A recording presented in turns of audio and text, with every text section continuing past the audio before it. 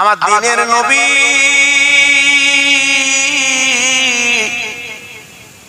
এই কলেমার দাওয়াত দিতে যে কত মার খেয়েছে। আমি নিজে এই গত 22 সালে যখন হজ পাকে গেলাম উমরা হজে, ও ভাই তায়েফ বলে একটা জায়গা আমি চোখে দেখেছি গো, ওইখানে একটা পাথর আছে।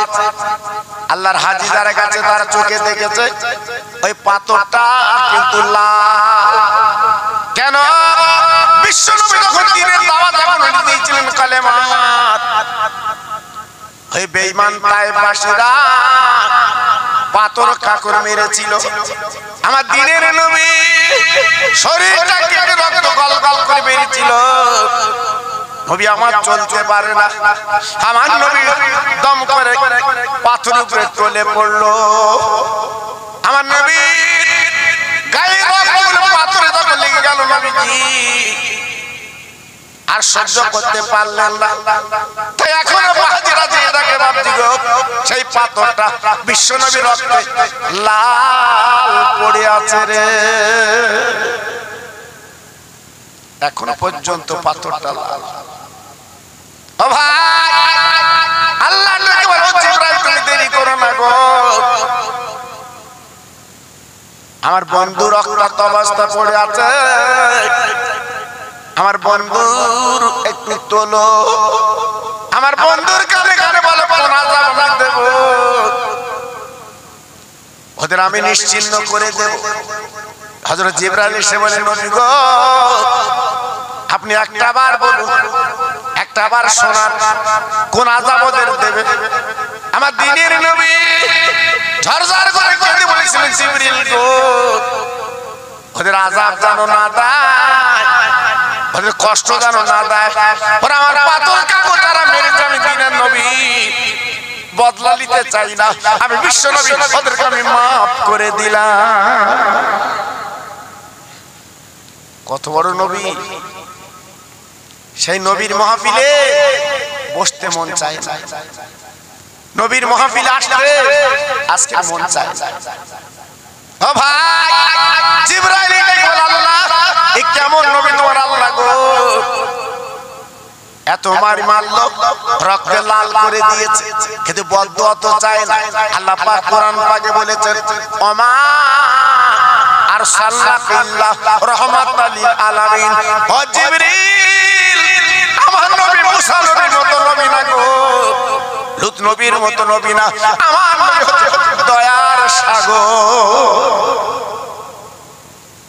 সেই নবীর উম্মাত আমি আর আপনি একটু ভেবেছি আজকে আমরা আমাদের দরজা কত, ভেবেছি আমাদের মর্যাদা কত, কিন্তু নিজেদের দাম নিজেরা কমিয়ে ফেলেছি, নিজেদের মূল্য নিজেরা কমিয়ে ফেলেছি।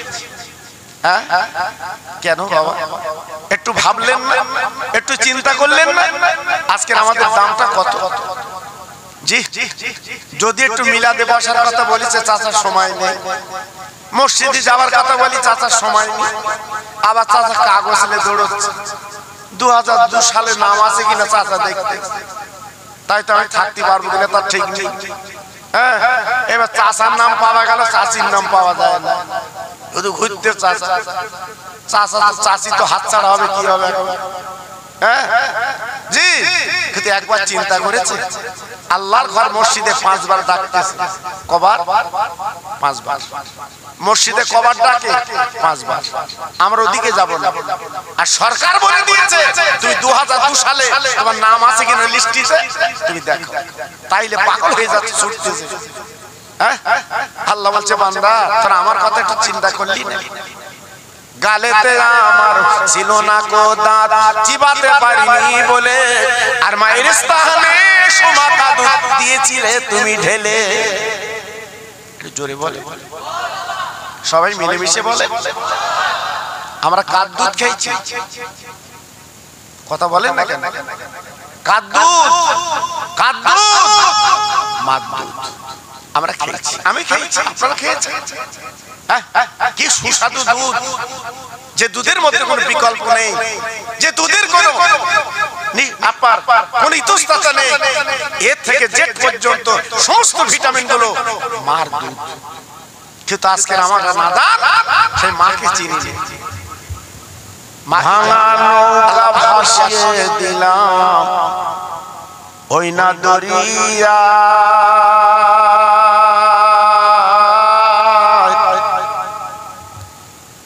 দুলে দুলে যাবে নৌকা সোনার মদিনায়। জোরে জোরে আল্লাহুম্মা সাল্লি আলা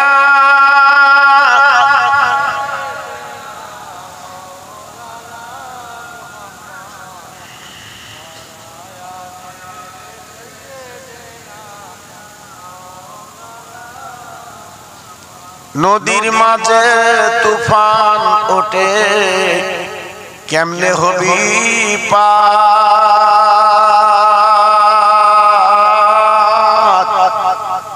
দয়ার নবী মাঝি তোমার করবে পারে পার। ভাঙা নৌকা ভাসিয়ে দিলাম ওই না দরিয়া, দুলে দুলে যাবে নৌকা সোনার মদিনায়। জোরে জোরে আল্লাহুম্মা সাল্লি আলা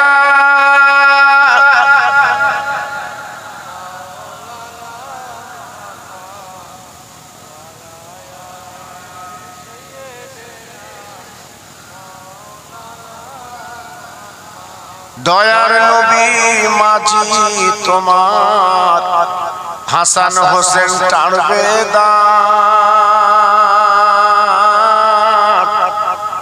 দয়ার নবী মাঝি তোমার হাসান হোসেন টানবে দাঁত। মা ফাতেমা পয়সা নেবে আলী হবে মাস্টার। ভাঙা নৌকা ভাসিয়ে দিলাম ওই না দরিয়া, দুলে দুলে যাবে নৌকা সোনার মদিনায়। জোরে জোরে আল্লাহুম্মা সাল্লি আলা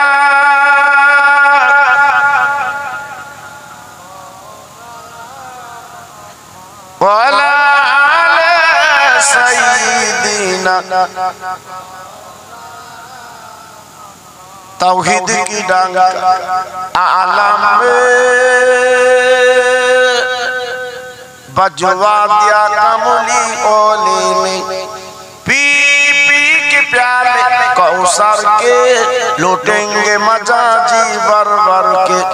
इन्ना अतैना कल कौसर फरमा दिया कमली ओली ने। सबाई जोरे जोरे बोले ला इलाहा इल्लल्लाह, ला इलाहा जोरे बोले।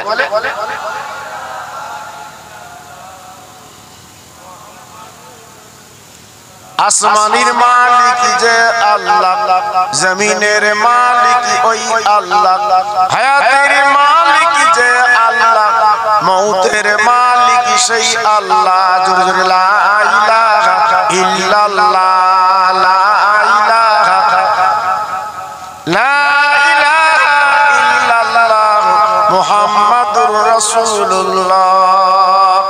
সবাই বলেন সাল্লাল্লাহু আলাইহি ওয়াসাল্লাম। হাত তোলেন আল্লাহ।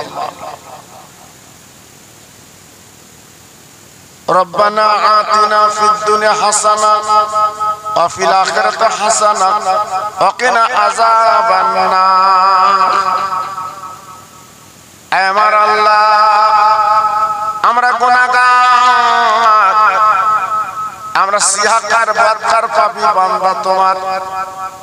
সারা জীবন অন্যায় করেছি, সারা জীবন গুনাহ করেছি, সংসারের জ্বালায়, বিবি বাল বাচ্চার জ্বালায় নিজের জীবনটা বেকার করে দিয়েছি।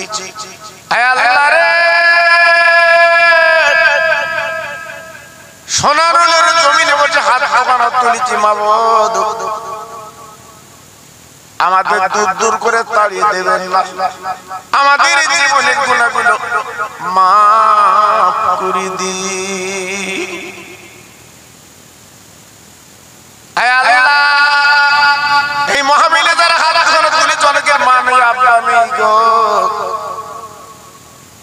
আজ কাফন পরে তারা কবরে কোনদিন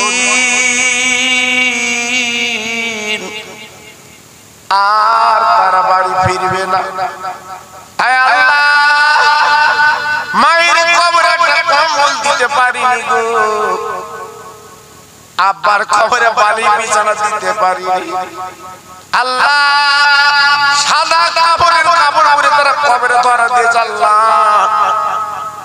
এই মাহফিলের বরকতে তাদের কবরটা নুরির বাগান বানিয়ে দি। আয় আল্লাহ, এই মাহফিলে তারা বসে আছে, জীবনে নবী দেখিনি, নবীর বাড়ি মদিনা যেতে পারিনি গো, শুধু নাম শুনেছে সোনার মদিনা। আল্লাহ, খাস করে আমি দোয়া চাচ্ছি আল্লাহ আপনার দরবারে যত ভাই আমার বসে আমি নামেন করছে প্রত্যেকে জীবনে একটা বার সোনার মদিনা চোখে দেখার তৌফিক দান করে দি। আয় আল্লাহ, মরণ একদিন আমাদের হবে, তবে রাস্তায় যেন মরণটা দেবেন না, বাজার মরণ যেন দেবেন না, জুম্মার দিন নামাজ পড়তে পড়তে মসজিদে যেন মরণ হয়। ইন্না সলাতি ওয়া নুসুকি ওয়া মাহয়ায়া ওয়া মামাতি লিল্লাহি রাব্বিল আলামিন। আমিন আমিন আমিন আমিন। বাকে লা ইলাহা ইল্লাল্লাহু মুহাম্মাদুর রাসূলুল্লাহ।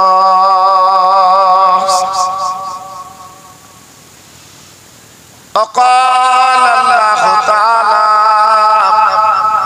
في كلامه المجيد والفرقان الحميد وما أرسلناك إلا رحمة للعالمين وقال النبي الكريم صلى الله عليه وسلم إنما الأعمال بالنيات। মহাসম্মানীয় আপনাদের মসজিদের যোগ্য ইমাম, সম্মানী উলামায়ে দ্বীন, আমার আগে যিনি আলোচনা করছিলেন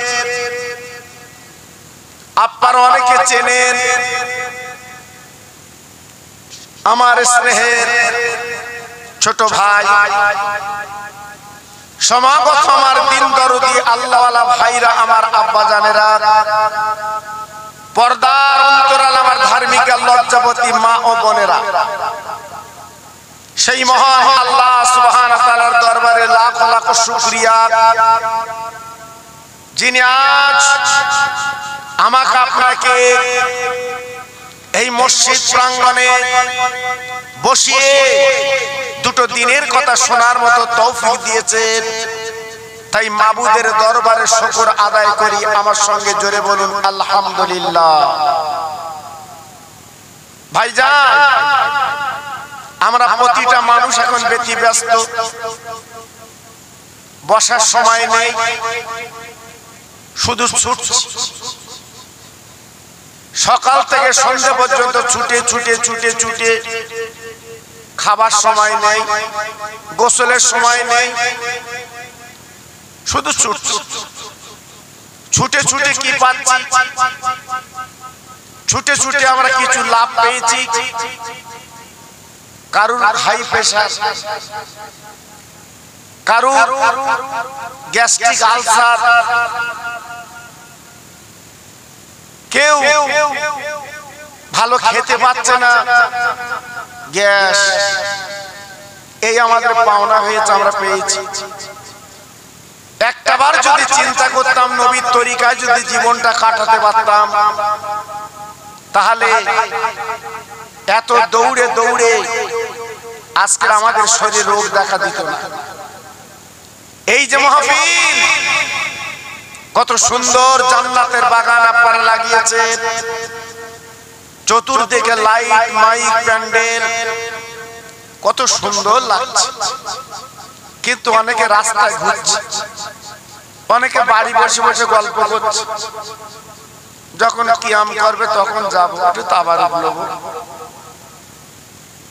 কিন্তু জানে না এই মাহফিলের মূল্য কত, এই মাহফিলের দাম কত? আল্লাহর নবী দয়ার সাগর নবী আমার মদিনায় দাঁড়িয়ে বলেছিলেন, ও আমার উম্মত মুতানিরা, আল্লাহর কোরআন যেখানে পড়া হবে, আল্লাহর কথা যেখানে বলা হবে, ওইখানে বসে তুমি যদি দ্বীনের দাওয়াত শোনো, আল্লাহর আলেমদের মুখের দিকে দেখো, তাহলে কি হবে? আল্লাহ পাক খুশি হয়ে তোমার জীবনের ছোট গুনাহগুলো আমার আল্লাহ তিনি মাফ করে দেন। এত সুন্দর জায়গা।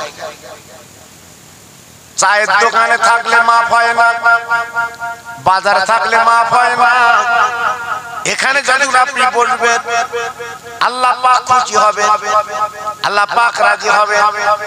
আমার আল্লাহ পাক দেখে বলবেন, ও নবী গো, আপনার উম্মত মুতানির বলে দেন, ওই নবীর মাহফিলে বসে যদি দু ফোঁটা চোখের পানি ফেলতে পারে, ও নবী তাদের জানিয়ে দাও, আমি আল্লাহ পাক বলছি ওই চোখের পানিগুলো আমি কুদরতি ভান্ডারে জমা রাখবো। ও নবী, ওর মা বাবা দুনিয়া থেকে চলে গেছে, বিদায় নিয়েছে, ওই চোখের পানি বিনিময় তাদের কবরটা আমি আল্লাহ জান্নাতের বাগান বানিয়ে দে। কত সুন্দর জায়গা। এইখানে আমাদের বসতে মন চায় না, জল করে দাঁড়ে ইট পাশাতে বসে নেই, কি খুশি। হ্যাঁ, পানি দেখতে তার কি খুশি। এখানে আয়, একটু বস, দুটো কথা শোন, আল্লাহর আলেমদের মুখের দিকে তাকা, ভালো ভালো। এখানে বসবে না, এখানে বসবে না। হ্যাঁ, এখানে বসলে তো ক্ষতি। এই জায়গার দাম কত? আমার দ্বীনের নবী